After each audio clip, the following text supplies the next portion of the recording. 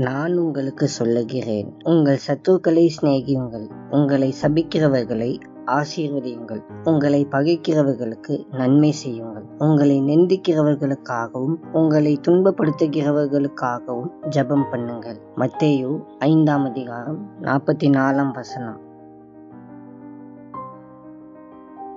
இந்த உலகில் தங்களுக்கு உடன்படுபவர்களையும் தங்களை போற்றுபவர்களையும் நேசிக்கும் மக்கள் இருக்கிறார்கள். ஆனால் தங்களை எதிர்ப்பவர்களையும் வெறுப்பவர்களையும் நேசிக்க அவர்களுக்கு நேரமில்லை. ஒரு கிறிஸ்தவனின் அன்பு பாரபட்சம் இல்லாததாயிருக்க வேண்டும் என்றே பரிசுத்த வேதாகமம் நம்மிடம் எதிர்பார்க்கிறது. அன்பின் ஆண்டவரே, உமக்கு ஸ்தோத்திரம். கர்த்தாவே, இந்த நல்ல நாளுக்காக உமக்கு நன்றி.